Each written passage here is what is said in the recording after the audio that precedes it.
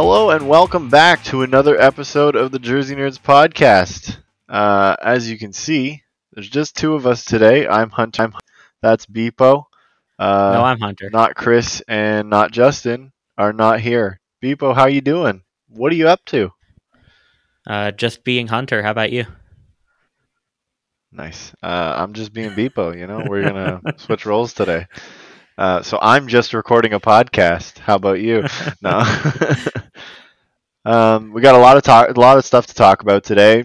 Expansion draft recently happened, a couple new logos and stuff, and we got some mailbag questions to get to. But Bpoe has a little something that he wants to talk about, so I'm going to open the floor to him and do your thing, my guy. So there's a bit of news that came out last Monday. Well, yeah, Monday. And we record on, Friday, Saturday, or Sunday and release the episodes on Wednesdays. So kind of right in the middle of that. But I just wanted to bring it up on this episode because I think it's important to bring up. On Monday, Nashville Predators prospect and Calgary Hitmen player Luke Prokop publicly came out as gay. And he also had a public announcement on social media. And I'm going to put that up on the screen right now. If you want to read it, go ahead and pause and read it, or find his social media platforms if you want to read it, if you're listening and can't or not watching the video.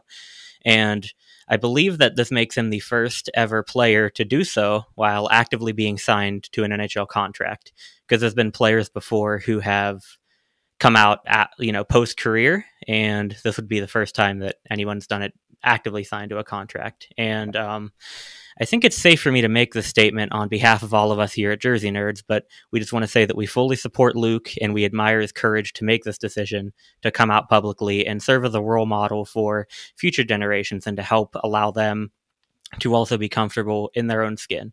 And, while we may just be a Jersey related podcast, I think it's important to bring this up on this podcast to bring a little extra awareness to it.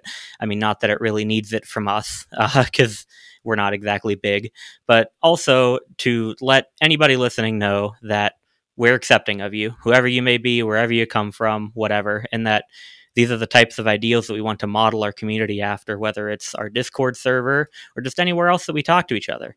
And, since we're a Jersey podcast, we don't talk about things like this too often, but hopefully this right here can make our stance and our ideals on this perfectly clear if they weren't already. And I got to say, too, just a little aside, I'm really happy with the reception that this has gotten on social media. Pretty much all the Twitters in support of it. Of course, there's going to be some, jerks here and there because it's Twitter. The league released a statement and the team was all in support, GM, ownership, his current teammates and potential future teammates, Matt Duchene especially. I remember seeing his video on it. So I'm really happy about that. Anything to add, Hunter? Not really. I mean, you hit the nail on the head. I was super happy to see the reception that he got whenever he posted it, and I feel like it was only a matter of time till somebody, took the step and announced something like this. So, it's about time, and hopefully that just means going forward that other players can be more comfortable in their own skin and be able to. We should get to a point where this shouldn't be an announcement, Exactly. Like this shouldn't be as big a deal as this is right now. It should just be commonplace. So this is a good first step, and hopefully sooner rather than later, this isn't something that's going to happen, the beginning of every season or whenever they decide to put out a statement. It should just kind of be like something they don't even have to tell people, you just kind of know. Or it doesn't even matter that, or if you don't know and you find out, oh, that's cool. Good for you, Yeah, exactly. But, I think at the state that, society is in, I think it's important to bring this up and shed some positive light on it just to, allow it to get to that point down the line. I heard Facebook hasn't had the best reaction to it, but, it's Facebook. Shocker. I haven't looked at Facebook at all, but I've heard not so good things about it. Yeah, so. The most boomer of the social medias didn't accept this. Yeah. I'm stunned, Yeah. And I also just want to bring up a kind of personal story that relates to this. So I grew up a little bit outside of Pittsburgh, and certainly not the most left leaning area. You drive around here, you see a good bit of Trump signs and Trump flags, and trust me, this is going to be relevant. So in high school, I wasn't exactly the most tolerant. Like I can very happily say that I was never like racist or homophobic ever. My parents have raised me very well in that regard for sure, and in other regards. But that's you know what I'm saying. And in high school, to some degree, I sort of had like a haha liberal snowflake mindset at times. And I never realized how important representation was for some of these minority groups to like see someone like them in these positions that they want to be in, like a pro hockey player or so on and so forth. I never realized it until Zach Aston Reese joins the Pittsburgh Penguins, and I go, "Hey, he's a graphic designer. That's cool. He's my favorite player now." And a little bit after that, it just hit me like, "Wait a minute." And obviously, it's not the scale of this because you choose to be a graphic designer. You do not choose your sexual preference or skin color or anything like that. But it's just a little example for me that was like, I get it now. I get why this representation is important. Yeah, it's been a stark contrast for me recently. I personally try to stay. Not that I don't want to have the uncomfortable conversations because I know that they're necessary. Just I tend to try and stay out of political stuff as much as I possibly can because it's not my life, and I'm just kind of focused on my own life and my own stuff. I don't want to bother with other people's things because they can do what they want, and it's none of my business.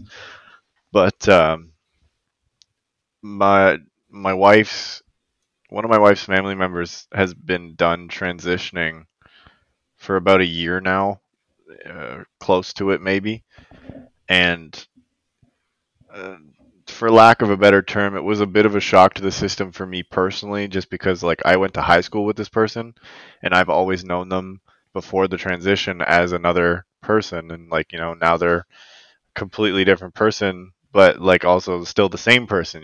So like it Yeah. was a really big shock to the system for me, but like I feel like it was a huge learning moment for me, kind of going through it with her because now I kind of not understand, but I have a better. My eyes are open a little more towards like what they have to go through. Like she's been done transitioning for a year, and there's still members in the family that like just don't seem comfortable around her at all. And I come from small town, white Canada. Like that's just kind of how it is in that area. Like you know, Yeah. like there aren't people of color in my area, and whenever there are, like you can tell that they don't feel that comfortable because it's just backwoods white country Canada. So like it's just I don't think there's people in my town that are like pitchforks, out to get them or something like that. But like, it's a very hard place for people outside of that realm to feel comfortable because they don't experience that kind of thing very often. But Yeah. yeah, no, Um, props to Luke Prokop for sharing his story and getting it out there and being a big first step for a lot of other people. Like this is gonna be a great example for lots of other people. yeah, absolutely. So again, we just give him props for that, and really appreciate what he's done, and wish him the best of luck for the remainder of his career and Absolutely. life in general. Of course, it's not like he's going to hear this, but No, but yeah, we have other people that listen, and we want to make our ideals as a podcast kind of clear for other people. yeah, So it exactly. makes sense. But on that topic, we are a Jersey podcast, so we can also get back to talking about jerseys too, I guess. And also, a side note for you guys: we are recording this at 8:25 p.m. on Friday, so it is right during the NHL Draft draft. day. And pick number one, Owen Power to the Sabres. No surprise. I've I got seen, to a couple of those top guys kind of be interchanged for like one picks 1 through 3, maybe. But yeah, we're probably not going to talk about the draft too much. I don't know next to anything about these prospects. I've heard the names a lot because of talk about the draft. That's about it. yeah. But what we are going to talk about is a different draft that happened a couple days ago. Well, Yes. a week ago, as this episode is released, a The couple of days ago, as it's we been a record week this. already. Oh, a week when it's released. I was gonna say what? No, there's no Yeah, way. yeah. A week as of the time this episode will be released. A couple days, 2 days ago, as of the time of this recording. We record like late. I said it late weekend or late in the week, like Friday, Saturday, Sunday, and then give us a couple days to edit before we put it out. Because it's not like we're making a ton of money off this or anything, so we can't really just record and then sit down, edit, and then release the same night. Unfortunately, our schedules just don't work like that. Yes. So If you want this to be more consistent, go buy stuff from our Redbubble store. yeah. And if you own a company, sponsor us. Yeah, Reach you out want and to hit us up with a sponsor some sponsorship. advertising time? Go ahead. We're game. But let's kick back into the regular podcast here. What are we wearing today, Bpoe? I see is that a Raptors jersey I'm seeing? It is. It is my black Toronto Raptors OG Anunoby jersey. Not from this past year, not that statement one, but the one from the year before, where OG hit the buzzer beater 3-pointer against the Celtics in Game 3. Ice in his veins. OG. I think I've mentioned it before on the podcast. It is not the game worn jersey. You guys thought it was whenever I said it at first. It's just a replica of the same style. Do you have the game worn too? No, absolutely. I'm Oh, sure okay. that's expensive. I was gonna say that's a pretty cool jersey to have in the collection if you have the game that worn would be one. awesome, but I'm sure it's way too expensive for pretty much anybody's budget who isn't literally just rich and has money to spend out the butt. I almost bit the bullet the other day. I was walking around the mall up here, and they had Kyle Lowry, the red one. They had the red one on sale. The new red one with the chevron, or No, the old red one? the style that you're wearing, the old one. And I was like, oh, I need to buy it because I don't have a Raptors jersey, and I want a Raptors jersey. But I was like, and I just didn't. I was like, never mind, it's fine. If you happen to go back there, honestly, pick me one up. I've got a DeMar DeRozan. I can't remember how much they were, but like they were just kind of sitting there, and I'm like, oh, like I want to get one so bad.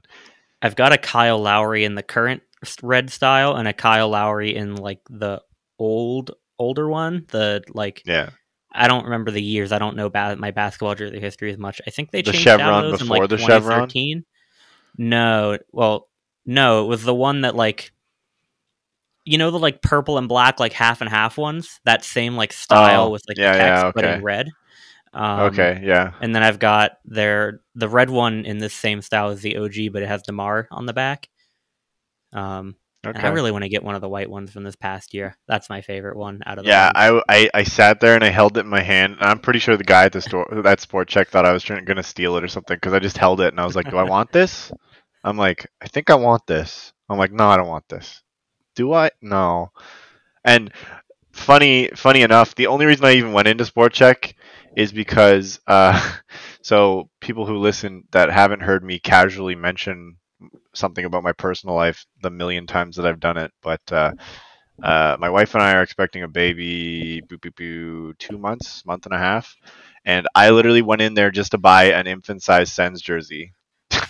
I was like, I just want him to have a Sens jersey so I can just push myself onto him while he doesn't have a choice. And then when he's 7 and he decides he wants to be a Leafs fan, well then I just kick him out of the house. Tell him he can go live with his grandparents until he changes his mind. What is worse, being a Leafs fan or being a Sens fan? Honestly, between the two right now, it really depends on how you look at it. Like if you're talking about regular season success, Sens fan. Well, yeah. If you're talking about any other type of success, Leafs fan, no question. Like as bad as the Sens have been, they at least have some playoff success. They've been to 2 Eastern Conference Finals. Yeah. They've been to a Cup final. They win a couple series here and there. They don't just lose in the first round every year. Yeah. So yeah. Now, in terms of regular season success, I cannot tell you the last time the Sens finished near the top of the standings before 2003, 2004. Yeah, I'm not even sure. Just because even the Cup final run or the Cup conference final runs in 2017 and the Cup final run in 2006, I don't know where they were in the standings. I don't think they were too high up in 17. No. Like I think they just squeaked in, which is what Okay. made it even crazier. The fact that they, not necessarily coasted, but like they made pretty easy work of teams that they shouldn't have that And what year. was it? So, Eric Carlson on one foot just dragged them there. oh yeah, literally. I loved that Boston series so much. I mean, we managed to snag tickets because my mom's a Boston's fan, so we went and watched the game. It was so good. Of course, it was like the one game that they lost. Pissed me off, but I was personally a fan of the Penguins and Senators series, especially that last game. it was a good series. It was a good That was a series. good series. Like I you're was gonna not talk about a series expecting it going down to too. the Like, wire. what I think the Senators like took game one, and I was like, oh wait a minute, I they're remember for watching real. game one in the bar too because I freaked out when Bobby Ryan scored that goal. Oh Made god. made Olli Mata look like a pylon, and I was just like, "Oh my god, yes!" That was not a fun one, but ultimately, I think I had the better experience at by the end of the series. Yeah. Well, for me, I have to stand up because I never set my camera at the right spot. I am wearing my starter fashion Colorado Avalanche jersey in the powder blue because, as most people know, a lot of the guys on this podcast are blue fans of the color blue, and nothing makes me better and make me feel better than blue on blue. So I'm all for that. I have two of these. I have a yellow Panthers one too. And it's really I like that one too, but I don't wear it because it's like double XL. It's ginormous. I shouldn't have really bought it, but like for $30, I couldn't say no. Yeah, it could get a lot worse, a lot Oh, more expensive. absolutely, And absolutely. if any of you guys watching also have noticed, I have a different backdrop behind me this time. He's got Finally got that. banners. I finally got that office space set up a little bit. There you go. This is not a permanent background. It might be a little hard to see, but there's a little like bowling wallpaper strip underneath those flags because this is my brother's old bedroom. So he moved out of here like 5 or 6 years ago into the another bedroom or another like down the hall that used to be the extra room. Then this became the extra room, and it's been filled with furniture and junk for a while. And now it's finally cleaned out, and I got an office and a backdrop. So Hey man, instead of bowling's just cool. my bedroom every time, and I have to clean it up every podcast because I leave things there that I should. It's more of a mess than it should be a lot of times, but that's okay. I think Yeah. probably not, but yeah. So how about that expansion draft, eh? I think it's safe It to was say that with the internet what's the word I'm looking for? Everybody's favorite insider on the internet, Frank Saravelli, definitely didn't ruin the day for anybody because there were still a couple surprising picks, I think, at the end of the day. But what are your overall thoughts about Seattle after their rosters finally kind of put together? What do you mean, insider Frank Saravalli? I thought it was insider Steve Dangle, who broke the John Quenville pick from Chicago. Oh, did he? He did. My thing was that just Frank Saravelli like leaked all the other picks Oh like yeah, all I know. day. I know. I was like, oh yay, great. I was at work and Um, I'm telling my manager, I'm like, man, I don't even need to watch the draft tonight. Like I already know who the whole team is. yeah, and I was honestly hoping it would be like the leaks were like misleading or something like that. Like I'm the video, I'm absolutely. so happy that they picked somebody else from the Leafs just to throw that video off. Yeah, yeah. Even though that also got leaked at some point. I'm trying to find it where I sent it to somebody. It was some sort of like fake tweet or something like that about how literally the whole team is just large. It was like a photo or a screenshot or something. But yeah, it was a very interesting draft and a lot of unexpected picks. I mean, I guess we're gonna go through all the picks, division by division, just talk about them briefly here. Yeah, So we'll I go don't know through if them, do we just want to tell our start that, or do you thoughts. have any other Yeah, thoughts no, just on the? let's jump right into the divisional stuff. We can kind of do a summary at the end about like what our thoughts are. I guess that would Yeah. work better. So we're gonna do. Oh, here it is. So I don't know what the original tweet was or whatever. It looks like a tweet, but it says Francis on Kraken draft. The thing I liked is when guys came up to our table and they were way taller than me. We've had some smaller prospects, good hockey players, but every time somebody came up and they were much taller, you got a smile on a lot of our faces. Oh And my god. I don't know what it originally said, but it's like the Francis is like shopped in and the Kraken is shopped in, and there's like a little Minnesota Wild logo next to it. So I don't know what the original quote was or the original tweet, but yeah, it's pretty good. I'll try and throw that up on the screen at some point here. Actually, I just remembered that I can do reference images. But yeah, for now, the Atlantic Division, we're just going to go division by division. The picks are up on the screen if you're watching. From Boston, Jeremy Lauzon; Buffalo, Will Borgen; Detroit, Dennis Cholowski; Florida, Chris Driedger; Montreal, Cale Fleury; Ottawa, Joey Decord; Tampa, Yanni Gord; and Toronto / Pittsburgh, I guess, kind of, Jared McCann. Yep. My favorite part of this list is that um, Chris Driedger hasn't played for Ottawa for probably like 6 years at this point, and I still pronounce his name as Chris Driedger. Wait, did you say he used to play for Ottawa? Really? I He actually had was no idea. drafted by Ottawa. Like he was Huh. in their system for a while, and then they just let him go because he like that's why I'm so surprised that he like took off so much with Florida the last couple seasons because like he was just kind of toiling in the AHL for like years, and then finally like just put it together. So like props to him for that. I Um, honestly had no idea. yeah. Oh, there's the tweet. Yeah, Yeah, it's still got and they you can see left that Francis the and Kraken are Minnesota just Wild logo. shocked Yeah. on. Yeah. For Oh my those of you god. listening, I just put the thing on the tweet image thing on the screen. I wish I could credit where I found that. I don't remember. It was probably just on Twitter, and I just saved image. Wild. I also, completely off topic, saw a great meme the other day, and I can try and throw that up on screen too after this. But it was like those Franklin books, and it was while I wait for my message to load, it was like, come on, because every morning to Kelsey, I send a meme as like a morning meme, and I just say good morning with it. Franklin goes on LTIR to circumvent the cap. That's what it was. The cover where he's got like the bandages around his chest and everything. Yeah, Yeah, and he's like sitting in a I hospital love bed. that. Oh But man, anyways, expansion I love draft, I that. guess. Yeah, so let's pop those Atlantic Division picks back up so we can go over those. Oh, wait a minute. I'm putting up. It's a HEIC. Okay, never mind. I'll figure that out. Let me pop those up while I figure that one out. Wah.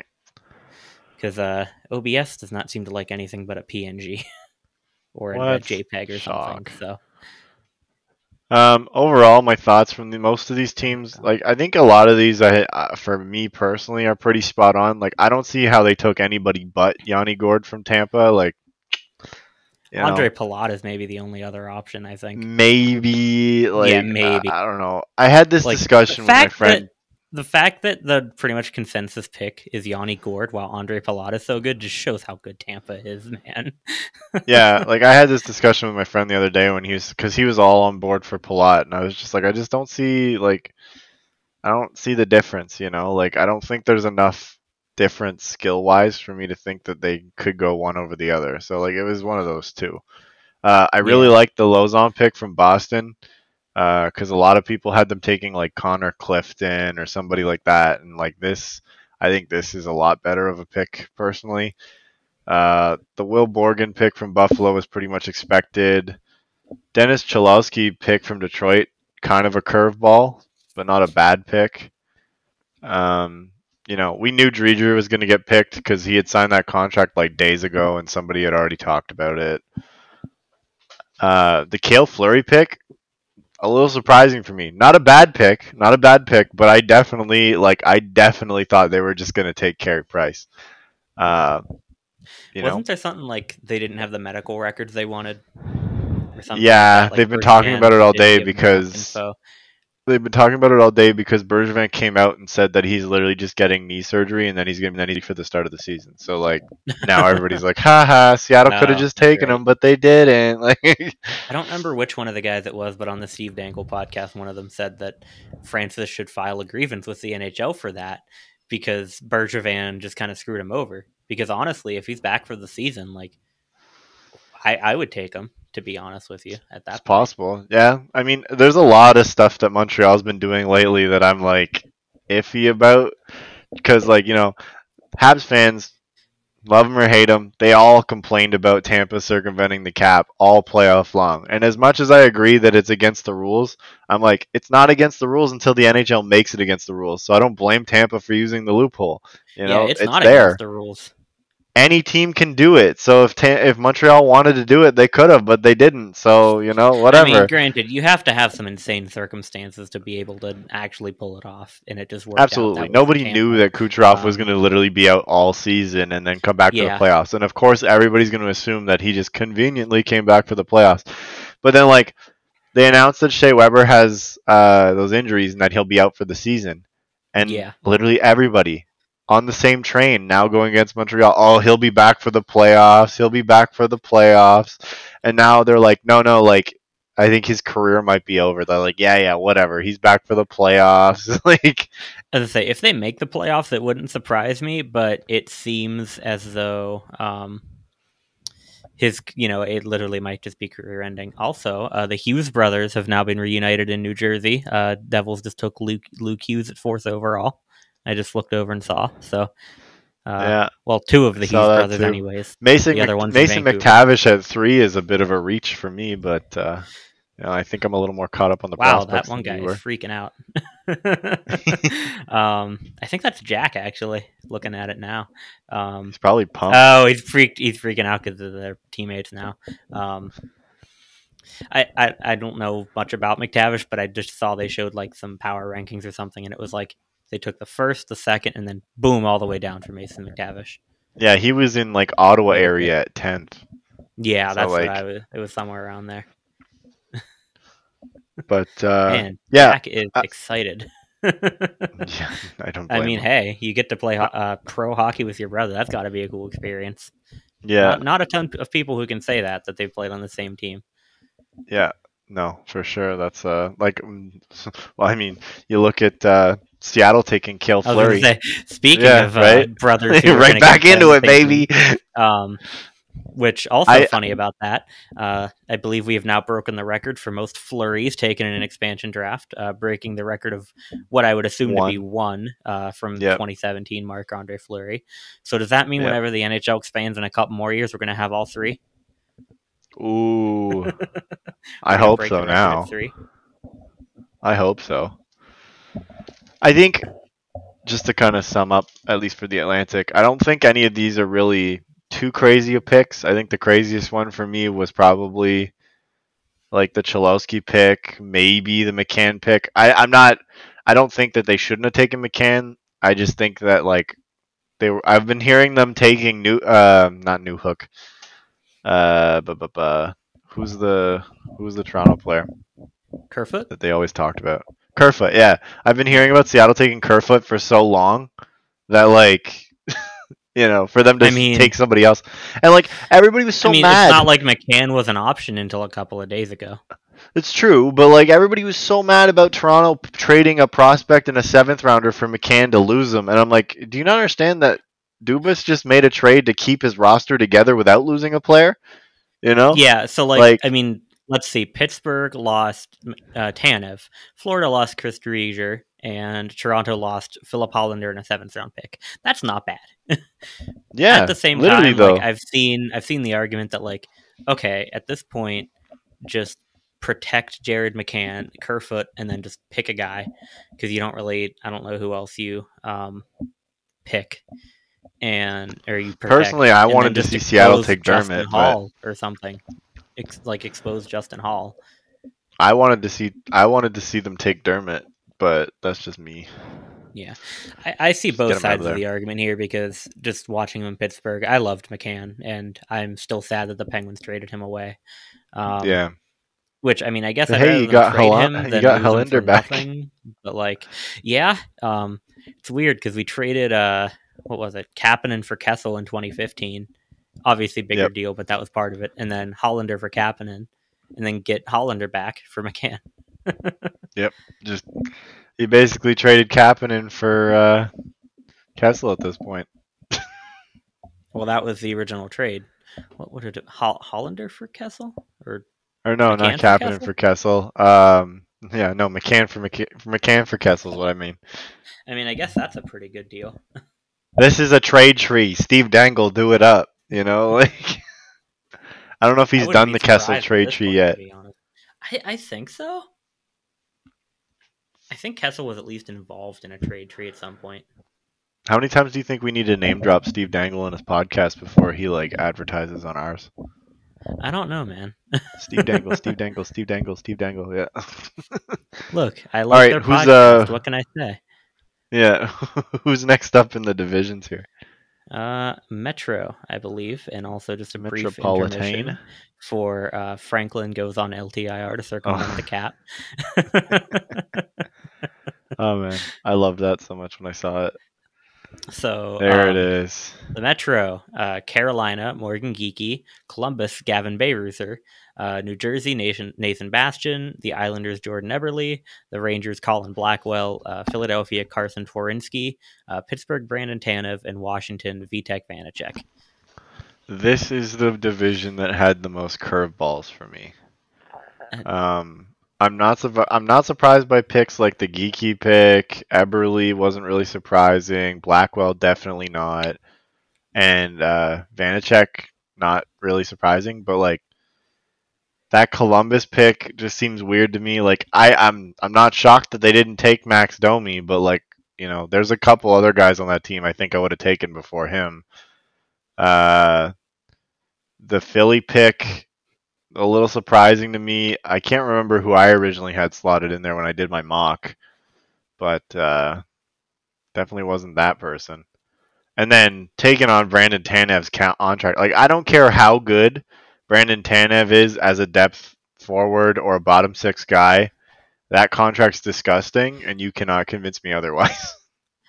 See, the contract is not great, but he is going to be a fan favorite there for sure. I mean, Pittsburgh fans pretty much collectively were like, Jim, what are you doing when he signed that contract? And he starts playing, and everybody falls in love with him. It was just like too soon to see him in the Seattle jersey during the event. It's just, I'm going to be sad not having him on the team, but just from a logistical standpoint, I don't mind that contract being off our hands.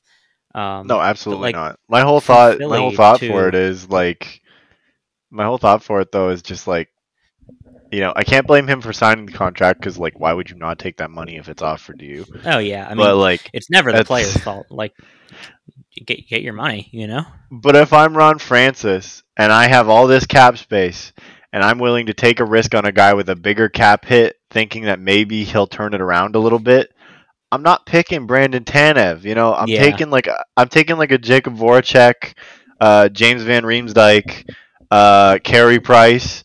Like those are the guys with the big cap hits I'm taking, not Brandon Tanev.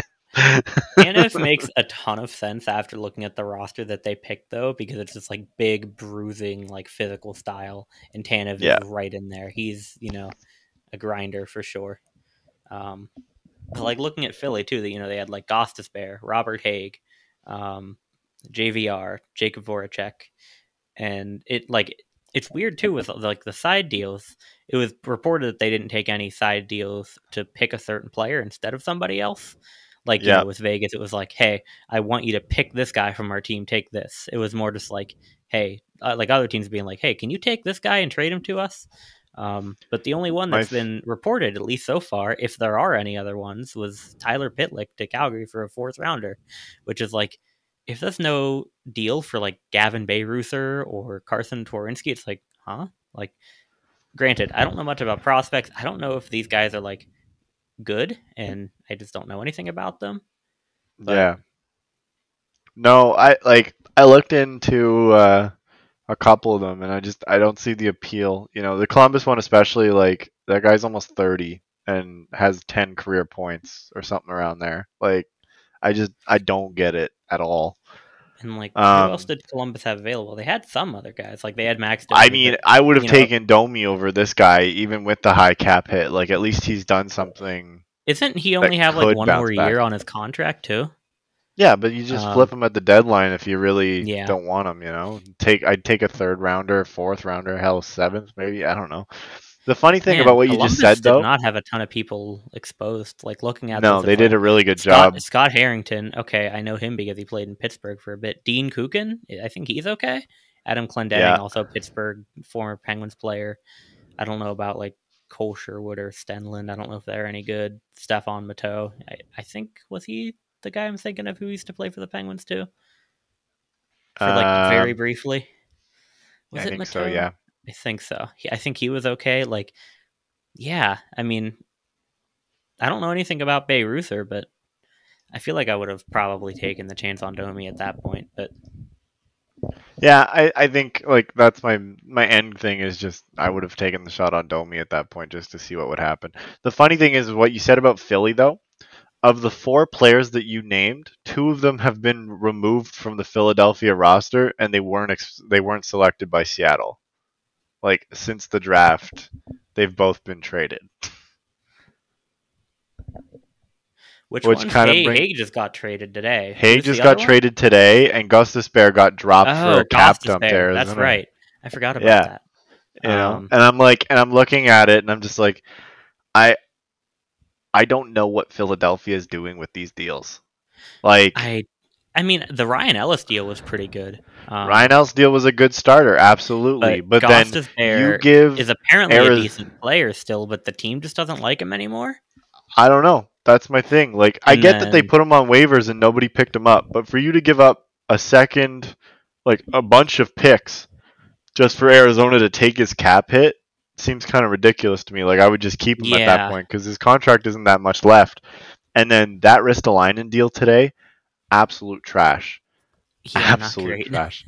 I saw that and I was like, no, this can't be right. Like, Kevin And Adams was playing NHL 20 on GM mode on easy today, and I hope it keeps going for him when he trades Eichel. Because holy man, that was just woof, swing and a miss from Chuck Fletcher. That was bad. I've got to be honest, I do not mind seeing Philadelphia flounder a little bit. Yes. I get some nice Schadenfreude from that. Um, but also the Islanders, too. Bold strategy protecting Cal Clutterbuck and Matt Martin instead of Eberle and Josh Bailey, unless it was a salary cap thing. Like, I don't know Yeah. how much Eberle makes, but like, how do you protect Martin and Clutterbuck instead of those two? Yeah, I have something similar to this point to bring up. I think in the next division with Minnesota, but like, yeah, there's a lot of teams like this that I was just like, really, like Yeah, some interesting the choices. but overall, like, there were a couple curveballs, but I don't think there were, the Eberle pick isn't bad. He is what he is. He's not a star, and he's not as good as he Oh yeah, was, but stick that's a him in the right spot. I'd You say can that was a flip him good pick for a for good sure. value later. And I like kind of like last division, Jared McCann. I feel like he could potentially be a William Karlsson type who just flourishes with more ice time, like a bigger role, because he's been pretty streaky in Pittsburgh, but like when he's on, he is so good. He is so good. So, Yeah, that would certainly be fun to see him pretty much always on. And Eberle, could always be a good line mate, honestly. I gotta wonder. absolutely. All right, move I gotta forward. pause real quick. Who'd they pick? All right, sorry about that, guys. I had to take a phone call real quick, make a call, so I had to pause. Well, I mean, not that it paused for you guys, but if you're watching, you probably saw a little jump in the video. And I was mentioning to Hunter right before we just started. On the NHL draft graphics, Arizona's pick coming up at number 9. They just acquired it through a trade. Was it the Vancouver one, I think? They're using the Kachina logo on the graphics. Oh, that's right. They did Um, acquire that one. They do get to make this one. I forgot. yeah, was it the I'm sitting here Vancouver looking trade? at it, and I'm like, why do they even put the logo up if they forfeited the pick? Who cares? Like, let's Yeah, move on with our no. day. I think that one Just was going to be like kidding. 13 or something like that, and then it was I was so forfeited. excited too Um, because a bunch of guys have been falling, and I thought that pick didn't count, so I thought Ottawa only had one more pick before they picked. I'm like, no, uh, um, damn it, Hunter, pay more attention. but yeah, no, like they've got to be going to Kachina full time if they're using that on the graphics, which is Absolutely, it's just so weird to me It's that on their they draft haven't caps. unveiled it officially yet, but like it's being used officially everywhere. Yeah, it's And just like we can always talk weird. about this more in depth on another show, especially once the things are unveiled. But like I'm just so disappointed because it just seems like they're chasing trends right now, and it's going to be something that's going to be changed again in a couple more years once it's not trendy anymore. And the old logo was so much better. The jerseys were probably lateral move in some ways. Like I like the red better, and but the Kachina pattern itself is really nice. But yeah, unless Yeah, you I want to think say something real quick, I think we've we all don't said need to go too before, just far into like that. pattern is a okay, but man, that logo, like Yeah, I I got into a very violent argument with my buddy about that because he loves the Kachina jerseys. I was like, no, they're trash. He's like, they're not trash. It's a good move. He's like, I I hate wouldn't. the Howling Coyote. I'm like, I hate you. Like, I wouldn't say they're trash, but they're not good. For sure. no, but like my whole thing is like it's the same with. I'm like, we both agree on the Sens rebrand that the '90s logo doesn't belong now. I'm like, so Yeah. why do you like the Kachina logo but you don't like the Sens logo? I'm like, it's the same thing. Like Honestly, they're I wouldn't have both a problem with a bad. modernized version of the Kachina logo, but like as it is, it's just so busy and complicated that it also can't um it can't scale well like down, like for embroidery and No, there's whatnot. too much Like going I'm on. I'm honestly shocked somebody wasn't like, we can't do this. It's too complex for a lot of the things that we need to use it on. Yeah. All right. Well, do you want to move on and hop back into the expansion draft? Move on to the next division because we're a little bit of a. It's been a bit of a galaxy brain episode for the two of us. We're all Yeah, over the so place. the We next got division draft. We got expansion is draft. We got other stuff yeah. that we haven't even talked about yet, and we're 42 minutes in. Yeah, seriously. And I like after this, we've got Waterloo and the Cleveland Guardians, and then a couple mailbag questions. I don't mind going I think, long if you don't. honestly, I think But we might just skip the mailbag this week. We'll okay, see. that's We'll see fair. when we get That's there. fair. We'll see. Yeah. Um. Anyways, Central Division for the Kraken. We've got Arizona, Tyler Pitlick, traded to Calgary for a fourth the day after. Chicago, John Quenneville. Colorado, Yudas Donskoy. Dallas, Jamie Alexiak. Minnesota, Carson Soucy. Nashville, Callie Yarncroke. St. Louis, Vince Dunn. And Winnipeg, Mason Appleton. Uh, Out of all of these, I think the biggest surprise for me is the Tyler Pitlick pick. Um, I am shocked that they didn't go with Christian Fisher. I was even more shocked when I found out that they didn't make a side deal for a reason to not take Christian Fisher. And then literally 2 days after the draft, they flipped One Tyler day. Pitlick away. One day, Next day. they flip him off. They flip him off to another team for a fourth round pick. So basically, from It's Arizona, probably the one of Seattle those Kraken like selected a fourth rounder. Like, That's a good point, actually. That's probably what one of those agreed upon trades beforehand were, considering how quickly that got out. Who were you saying that you were surprised didn't get selected from Arizona? Christian Fisher. Fisher. I know the name. I don't know much about him though. He Um, would have been one of the players I would have been taking hmm. instead of Tyler Pitlick. The John Quenneville pick is a little surprising to me too. I think Yeah, that's more just because that's a name that I've been hearing forever and hasn't really done anything. So I'm just weird that he got picked at all. I mean, also, Um, you probably recognize the name from, I believe, his father, John Quenville, or yes, not John. What's his name? no, Dave Quenneville. Is it Dave? Panthers coach and former Blackhawks coach. Oh, How do I forget his name? because nobody remembers anybody that goes to Florida for some reason. Quenneville. Oh man, people are listening to this episode and they're listening to us not know the Joel name of this coach. Quenneville. That's it. Yeah. Damn it, another J name. Yeah, I don't know. The Chicago pick was kind of weird for me. Colorado's isn't necessarily a bad pick, but I'm kind of surprised that they didn't pick who was it? Landeskog. Actually, UFA like Landeskog. legit. Like I'm surprised that they didn't get a deal done with Landeskog. I mean, if I were them, I mean, give it a try, I guess. Although, I mean, you have that cap space. Yeah, you have that cap space, and he's sitting there. You give him whatever he wants, because that's a player that you build your team around. What do you want? Yeah, I mean, you really could. I don't think Donskoy's a bad pick, though. Colorado's kind of like Tampa, where it's like you've got too many good players that you've got to expose one of them. Yeah. I think what was I going to say? Yeah, Tyler I like the weird, but I guess they just wanted a 4th round pick, and Quenneville from Chicago is a little weird just because, like, you've got, Adam Gaudette available, Calvin DeHaan, like... Actually, so I just realized I contradicted myself because we were just talking about in the last division about like side deals and stuff like that, and I said the weirdest pick for me was Arizona's. That's a lie. The weirdest pick for me is Minnesota's because they left their 25-year-old starting goaltender exposed, and Seattle didn't take him and didn't get any compensation for not taking him and chose to take Carson Soucy instead, which I think is just like See, I feel like I probably would have gone for Kakinen as well and like just tried to flip him, but I've heard some good things about Soucy as well, so I don't think it's a bad pick. I don't think it's a bad pick, but I would have been taking Capo Kakinen over Soucy every day of the week. Like I don't understand. I was like when they did the pick, I was like, okay, I'm like they must have had some deal, and I waited. I was like, oh yeah, Minnesota sent them like a 3rd rounder or something to not pick Capo Kakinen. Yeah, nope, I mean, they just decided not to.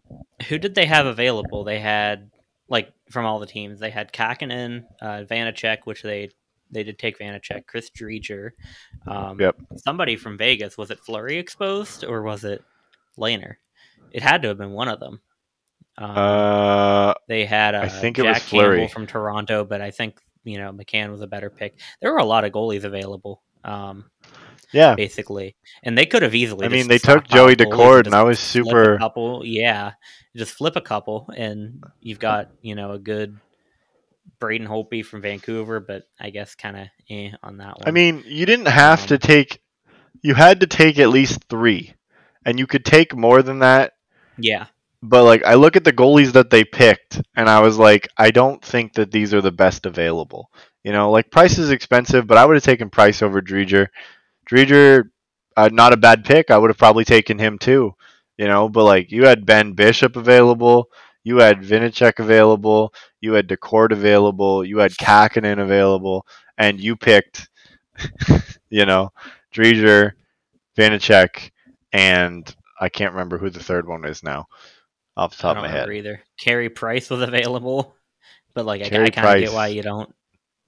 Matt Murray was available in a twist of events. Oh yeah, like the legend Matthew Murray is available at that Matt Murray steal of a price point. In 2017, in order to an exposed Fleury is now available. Like I don't understand how you don't take Matt Murray at that cap hit. Like that is a steal of a deal. That man is a legend. Like that man carried the Ottawa Senators to 3rd last in the league. Didn't he start looking better by the end of the season though? Like I hope he actually, yeah. Like I'll keep ripping on him, but like he did actually end up like he had a streak where he looked really good, and then he kind of started to waver back into bad territory again towards the end of the season. But then like we had a bunch of young guys that came up too, and like Decord came up and played a game or two before he got injured, and then Gustafson came up and like was lights out. So another goaltender you guys got from Pittsburgh. Yeah, that one in the Brassard trade. We like trading for Pittsburgh goaltenders. Yeah, apparently we love those. Arizona Coyotes pick is up right now. I'm curious to see if there's a jersey shown. Show me the white jersey. Particularly the white one. Yeah, since we haven't seen an Adidas cut of that. No, Oh, well, actually, the players have been putting them on after they get announced, so maybe. Yeah, Who'd probably they kind of like take? last year. Like I'm trying to figure out Dylan Gunther. Oh, he Um, didn't fall to Ottawa. That sucks. oh, you wanted him to? Disappointing. I wanted him to fall, yeah. Okay. Um, but like, I mean, the rest of this division, I think Donskoy is a good pick. Susie, maybe Yarncroke, Don, and Appleton. Those aren't bad. I mean, I think Alexiak a is lot of my people were favorite pick saying. out of all of this. I think a lot of people were saying take DeMello from Winnipeg. But Appleton's certainly not a bad pick either. I don't think. Oh God, I'm watching these highlights. I forgot about the Edmonton Oil Kings alternate jerseys that are like bright lime green and black and white. I forgot Oh yeah, about they those. made the white version of that jersey. Did you know that jersey is Yeah, basically just a rip off of that one year of the All Star game I mean, pretty much. Yeah, where they did the chrome logos? I you're love not those. wrong. Um, It's amazing. anyways, Yeah, shall overall, out we? of all these picks, like there's a couple of surprises. I really like the Vince Dunn and the Alexiak picks. There's a couple that I Yeah, probably wouldn't have done myself, but I understand you not can't do anything taking about the it. chance on Tarasenko, but um, Vince Dunn is certainly a good consolation prize if you want to, talk about it that way. Absolutely. Shall we move on to the Pacific? Hit me. So from the Pacific, we have a few less teams here because Seattle is one of them, and Vegas Seattle was Kraken exempt. select from the Seattle Um, Kraken. Macklemore. nobody. And Vegas was exempt, also in the Pacific Division, as part of the 2017 expansion agreement. Which, like, let's stop playing revisionist history here. Nobody thought Vegas was supposed to be good. Um, so I don't. I mean, should they be chosen from? Probably, but it was, unless there was an agreement like, hey, if you guys make it to the cup final or the final four in these years, you don't, you're actually part of Yeah. the draft. But anyways, from Anaheim, the other Fleury, Hayden Fleury, Calgary, Mark Giordano, Edmonton, Adam Larson, Los Angeles, Curtis McDermott, San Jose, Alexander True, and Vancouver, Cole Lind. Now, I will say, this was, the end of the actual expansion draft. I just look at that board and I'm like, I have never heard of these last three guys. And since then, I've heard a lot of good things about Cole Lind. That a very promising player with a lot of potential. But McDermott and Alexander True is still. I haven't heard of them, and I mean until now, of course. Yeah.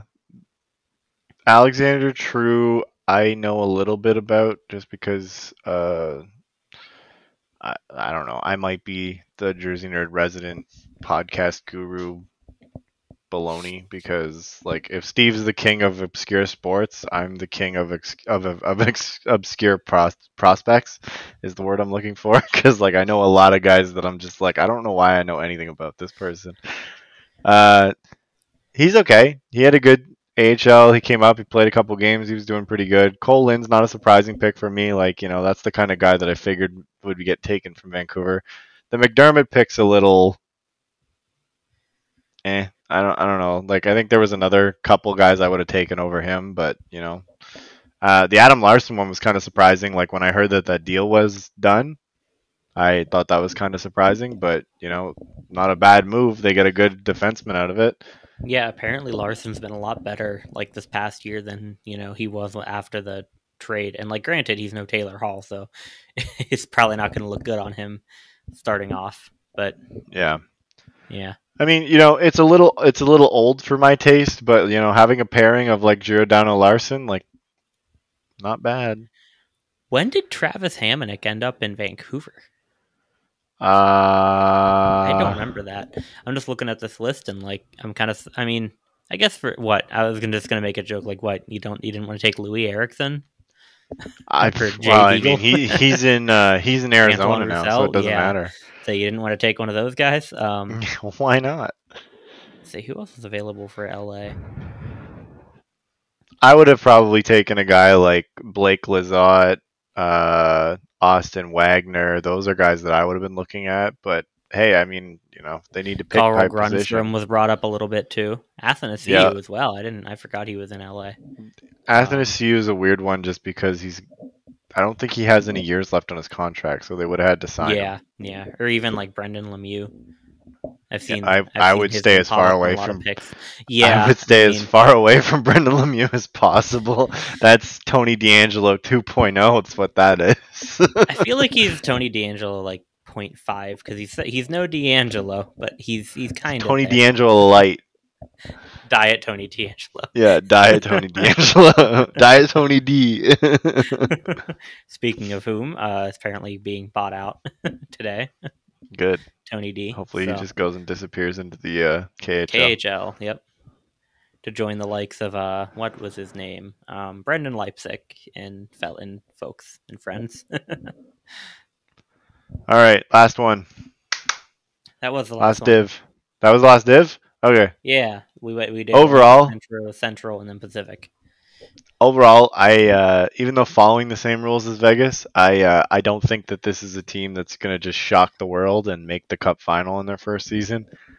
Hey, they might, crazier things have happened, Vegas.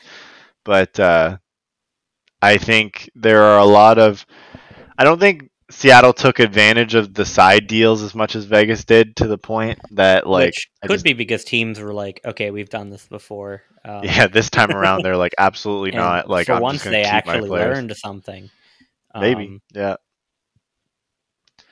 But yeah, I just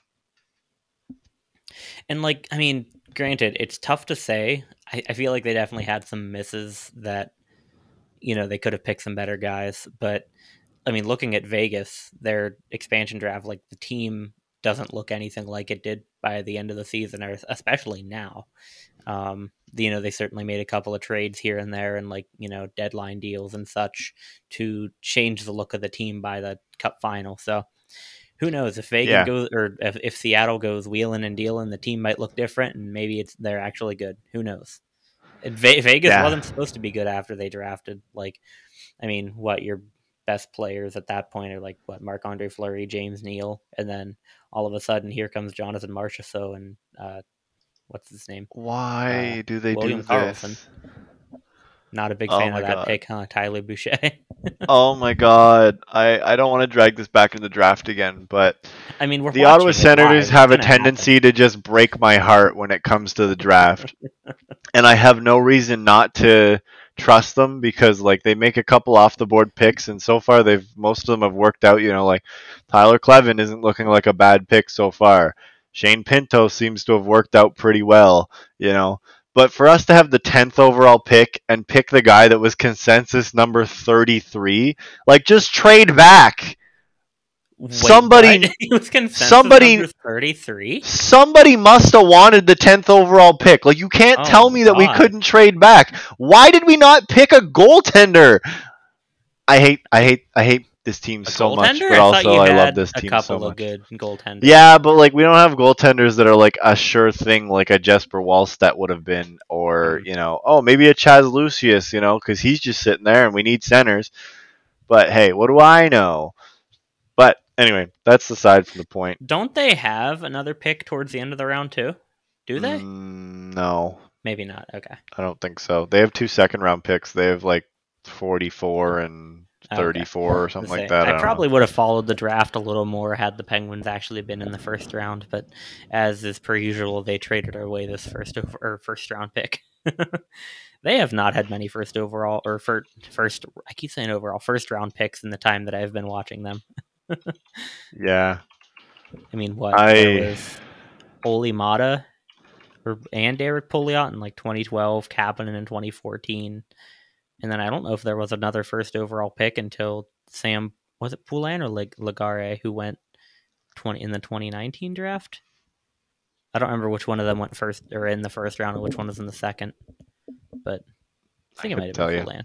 But yeah, All right, let's get out of this official dead zone that is the expansion draft and move back into.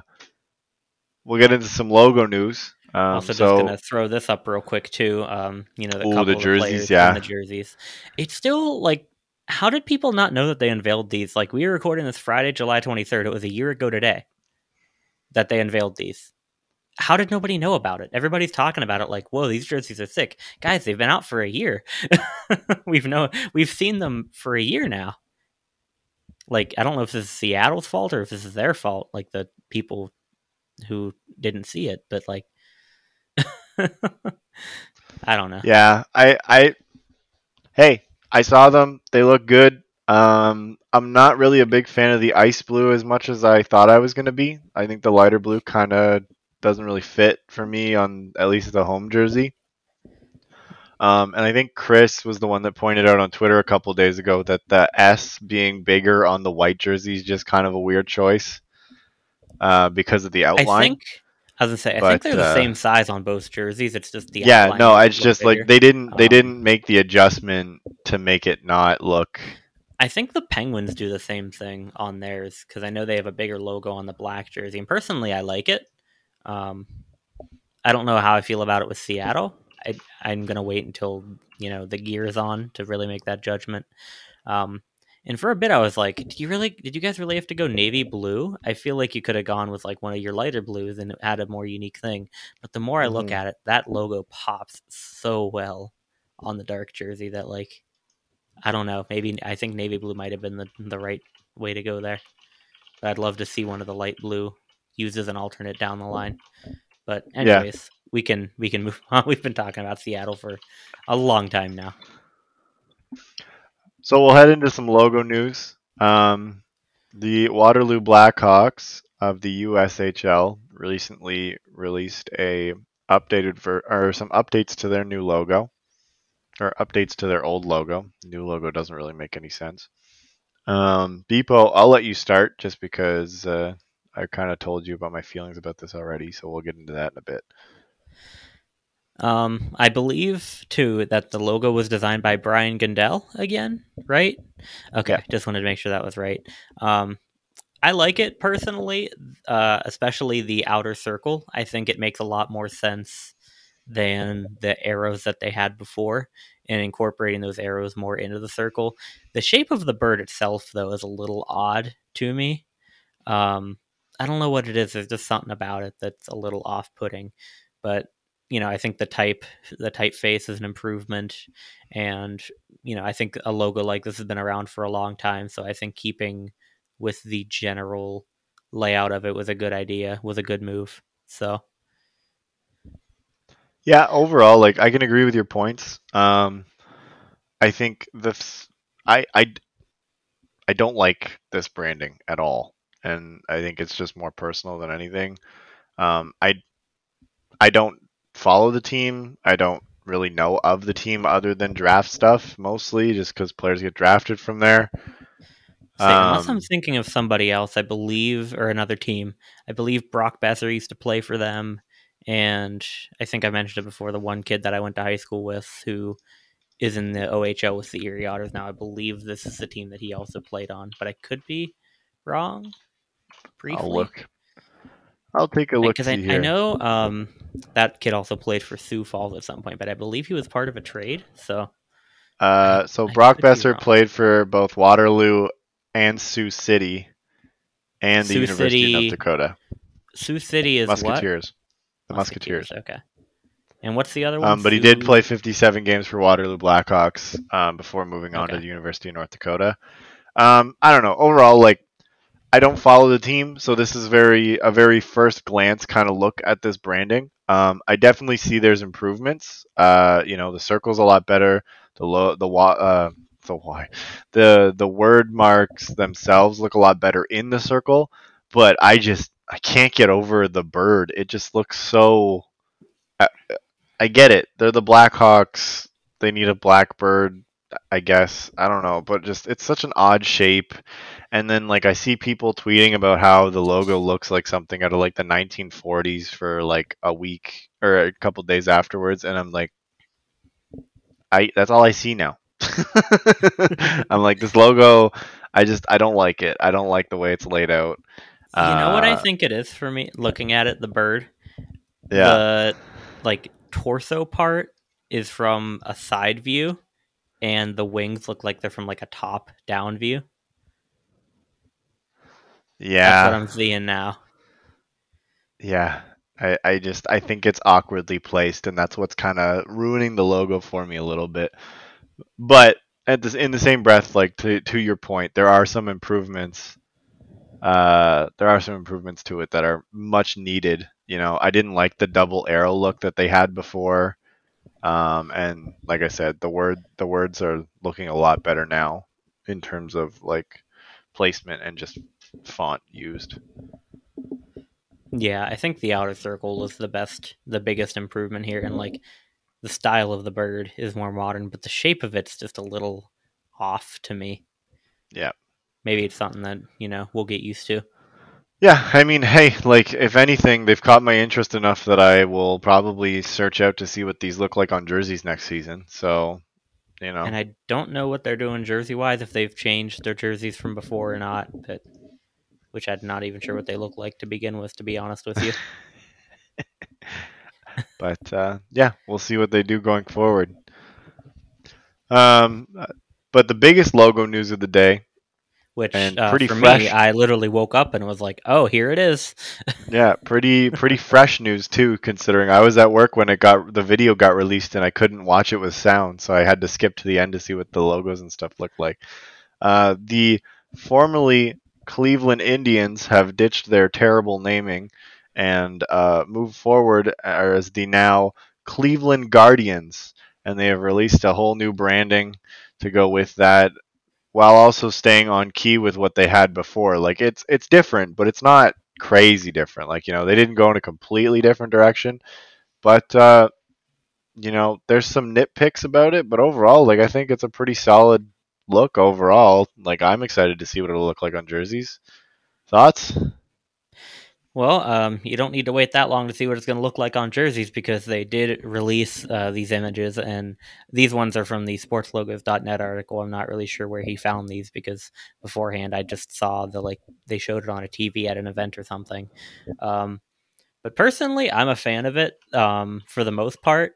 Just looking at this, I like the word marks. I like the Cleveland, the arched Cleveland, and the Guardians. I think those both fit in well together, and they kind of they're two baseball styles, but they're not the what's it called? One of them is kind of the Um, arch script. The other one is more of the like letter. I don't the one with the thing the below word it. mark. the I don't know what the term for The it is. It slipped my mind. The one that says Guardians. It's un, kind of the oh, like the tail. script. Yeah, the tail thing, like that kind of script. And they both, fit in pretty well. And then if we go to the logos here, these letter marks, there's the C and the G. I like the C a lot. It's a little bit different than the one that they have on the full Cleveland, and I like that. The G one though, with the wings, I don't like this one very much. I think TJ said it pretty well in the Discord that it looks like something that belongs to like a AAA affiliate. The 3D of it just does not match the rest of the identity at all to me. I don't think. No, I can definitely see what they were going for, but I think the G with the wings probably could have worked as a flat logo as well, and it Yeah. would have been fine. And if you didn't know, the inspiration from it is from these. I put it in the podcast notes too. So they're called the Guardians because the Hope Memorial Bridge in Cleveland have the statues at each end, and they are called the Guardians of Traffic. And that bridge is also right next to the stadium. And the winged G logo is inspired by those statues, the winged helmets and crowns on those statues. So like I get it, but yeah, I feel like you didn't need to make it 3D like that for it to work. And the baseball in the middle just seems kind of tacky to me. And Yeah, like I mean, TJ said, I think I can live with the AAA affiliate. baseball in the middle. That's fine. Um, but like, I still feel like you could have done the G with the wings and gotten the point across just as a flat logo, Yeah, and that would have been fine. Um, but overall, they got rid of their name, so that's 50% of my approval for their new branding. yeah, Um, it's better some than people were racism. pointing out, That's for sure. yeah, some people were pointing out that if you go back to the word marks, that the Cleveland one at the top, at least is what I saw, is very clunky when it comes to how it's arched. I You can can see a kind of little bit. you can kind of see it in land where like the letters are very tight together, And then somebody pointed out, I think it was who was it? Brandon Moore pointed out on Twitter that the E at the top is squished compared to the rest of them, and the stroke weight on the Oh, it outside of that E is. is like a half a weight smaller than the rest of the letters. So it's That very it's very clunky. Um, that is weird. yeah. Yeah, I didn't notice that Once I before because saw it and like they I were can't pointing it unsee it out, anymore. yeah, I was Oh, like, it ruined it for me. Overall, like I don't hate the look. The C logo Cleveland, by the C Cleveland, Cleveland. Clevel and uh overall, like the C logo by itself, I think looks really good, especially on the hats because I think I've seen one of the hats with the new C logo already. Yeah, Um, I really like the Solo C logo. yeah, the Solo C logo looks really good. Like I've already said, the G logo probably could have looked better if it wasn't in that 3D. Um, It just doesn't fit the anything else. the word mark with the Guardians word mark, like I like the way they kind of styled it with the kind of more edgy kind of look. And it fits with But the Cleveland and everything. yeah, The other but Cleveland mark. there's also something about it that I keep looking at it and I'm like I want to like this more, but there's just something about it that's stopping me. Like I don't know what it is. Maybe there's some nitpicky things in there like the regular Cleveland word mark that I'm just kind of like my brain's picking up on it, but I can't tell what it is exactly. But yeah, I don't know. Like I said, I'm already happy with this brand rebrand because they got rid of the Indians name. Um, Yeah.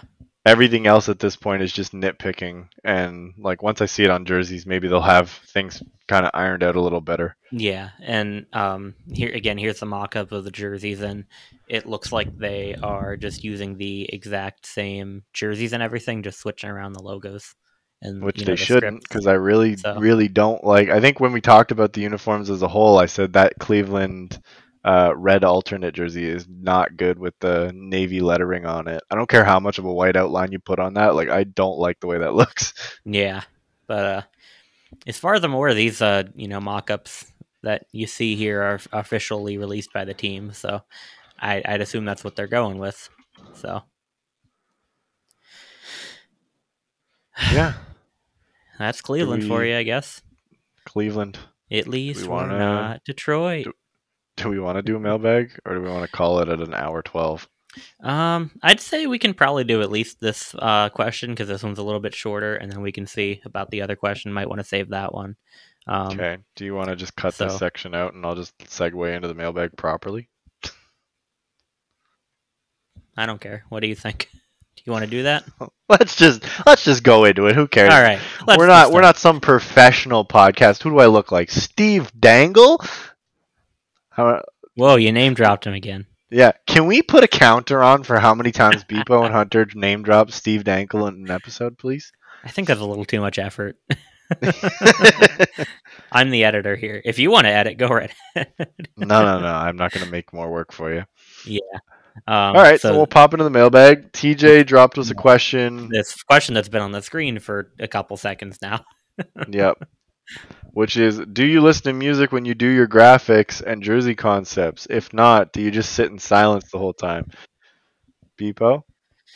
So for me, it is either I'm either listening to music or a podcast, or sometimes like I'll just put on a YouTube video, something that I can throw on in the background. Um, Depends on what I'm working on. A lot of times, if I'm working on something that's very text heavy, then I'll often just listen to music because if I'm like typing a lot of stuff, like that takes my attention away from the podcast, and the podcast takes my attention away from that. Like it's hard for me to type something and read something at the same time I'm listening to other people speak words. But music, I can kind of just sit in the background and just zone out a little bit. Um, but yeah, I just kind of go back and forth between those two. And as we mentioned, Steve Dangle podcast fan, so I've got a lot of those. And then Staff and Graph podcast, another one of my favorites. I'd recommend it, but I've got a lot of catching up to do on that one. I'm like months behind, but I'll eventually get to them all. But yeah, it's either music or podcast for the most part while I'm working on stuff. And I guess if I'm super hyper focused, sometimes I'll just pause it and just focus, and I won't really have anything going. But yeah. Yeah, I mean, I think that's pretty much part of the course for me. I'm kind of all over the map when it comes to doing design stuff. One, I haven't actually worked on design things for, I don't know, a week and a half. Like it feels like forever since I've actually like sat down and done design stuff that wasn't something I just need to finish for like what I would consider work. Like my Bytown stuff is work to me now. It's not fun anymore. It's just repetitive social media posts at this point. Yeah. Not saying I don't enjoy doing the Bytown stuff, but like at this point, it's not something I'm sitting down and having a lot of fun with anymore for hours on end. It's just I sit down, I do the post, I get it out. It's like, me with the NWHL. Like, it's not that I don't enjoy it. I would take this job over many, many other ones. But, like, at the end of the day, it is still work. You know what I mean? After a day of work, and the next thing you not necessarily want to do isn't going to be hop on and do more, Yeah, exactly. And like that's been a hard thing for me lately is just getting on to find time to do it, especially, like kid on the way, working, school's going to start back up again in a That's couple right. months. Yeah. Like I got stuff, you know. Um but like when we were working on our concept series, I'll drop that in there cuz eventually we'll finish it.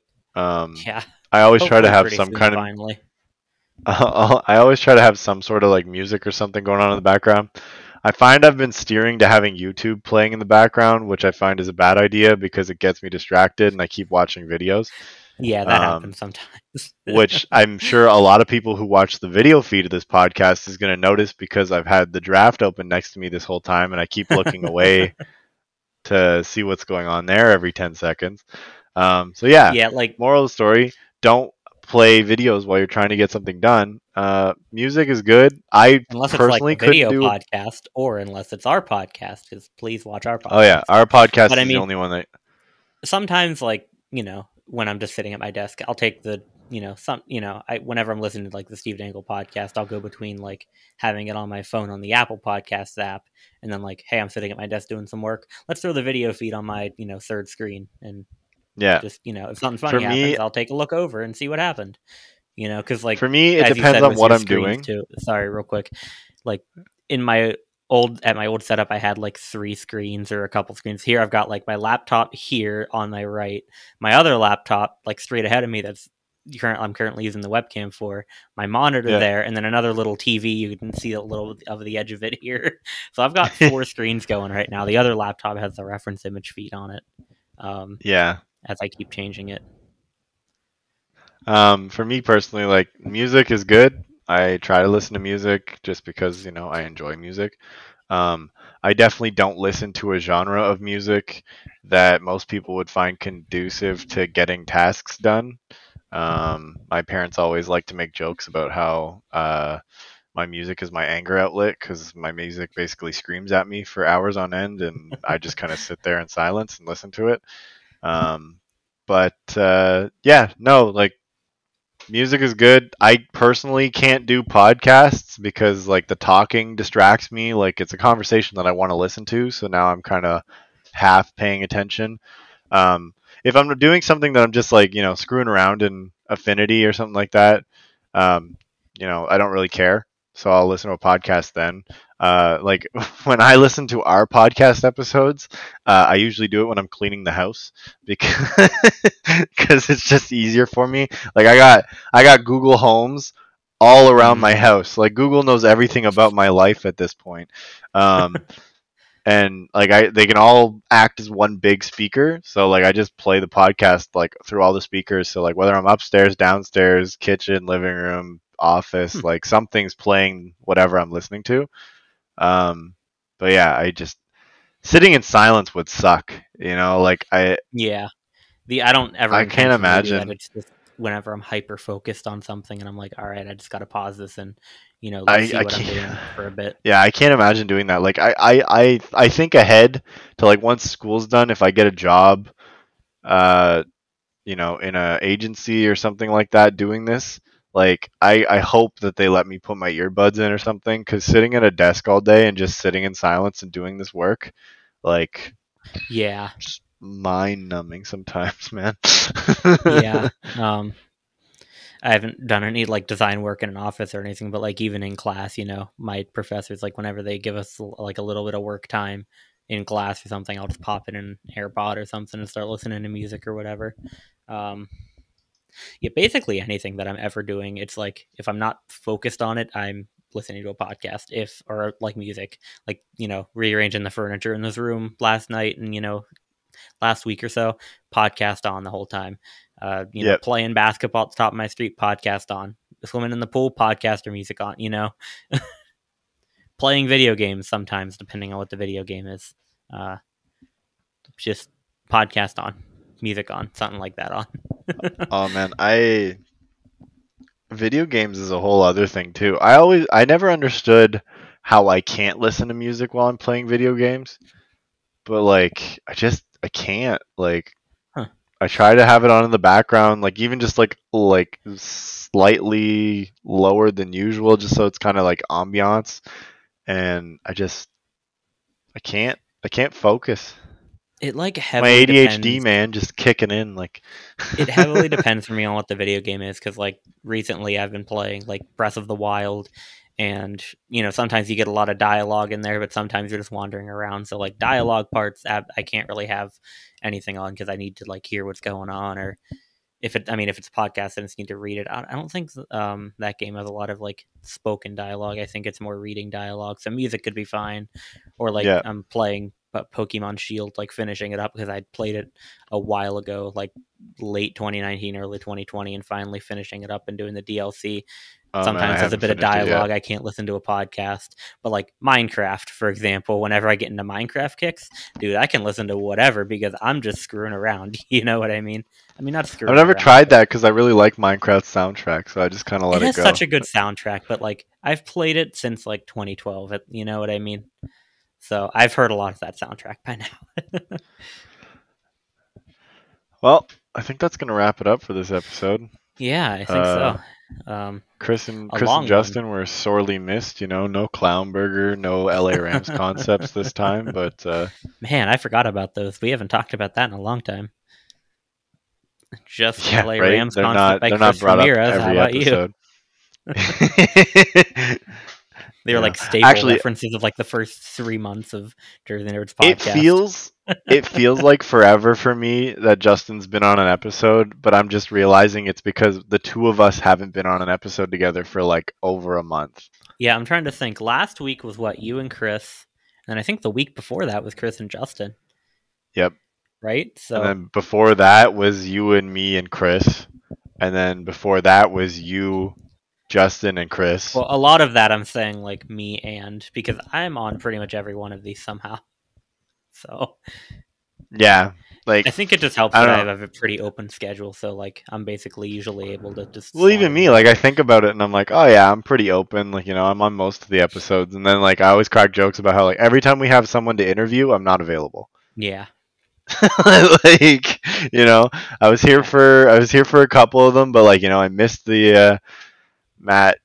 How do we pronounce his last name? We keep arguing about this, and McElroy, I believe. McElroy. I thought he Yeah. released a video on Twitter literally saying McElroy, and I'm like, screw you guys. I had it right the whole We've been time. You guys kept telling me I had it wrong. Matt, if telling you're you we've been listening wrong and the I whole am time. still if you're listening, Matt, and I'm still wrong, please correct me. Oh my god. I don't know how we got these two different pronunciations, but I believe in your one Twitter video a bit ago, I think you were like unboxing a cool hockey mystery box. You said McElroy, and I've been right this whole time, and you guys have been telling me I'm wrong. Yeah, man. I don't know. It's so funny though, like when that came up. Oh man. But yeah, that'll wrap it up this week. And we'll see who shows up next week, I guess. Yeah, I guess so. Isn't that right? Reference image feed. The only constant reference. You're the only constant reference image feed. You're I doing need a to good teach one of job. you guys how to do that, so that way, if I'm not here, you guys can fill it in. Yeah. Have we given Yeah, we should do a fan survey about giving a nickname to the JMP mascot, the head. That's a good point. That's a good idea. I was just thinking about that because I was like, that's what we should call the reference image feed because it's literally just his face. So it's like, yeah, we'll do a fan survey on Twitter and see if we can get a nickname for him. It's a good idea. For those of you who don't know, in this program or this thing that we use to record Zencaster, I literally just have like a second account that logs in for the reference image feed to feed it in live. I don't do it any other way. It's just like it's like it's a third person here, except it's just reference images using OBS virtual camera. Yeah. So. All right, that wraps it for this episode. Finally, I've already said it twice, but I'll say it a final third time. Make sure you follow us on Twitter, Instagram. Submit your concepts to Concept Corner. Noah loves those. Join our Discord where all the action happens, where we all sit and make fun of TJ for being a child. Actually, we've kind of laid off that, and it's not really a thing anymore. That's kind of an old joke at this point, I think. But we actually talk about like conducive hockey talk too. So like, pretty if you enjoy much hockey everything. talk with a bunch of people, yeah, like, it's all over the map. There are so many channels in this Discord server. It's ridiculous. So join it, and because you're missing out. All of them are used pretty consistently too, honestly. Yeah, so. It's wild. But we'll see y'all next week. The Jersey Nerds podcast is a production of Jersey Nerds Media.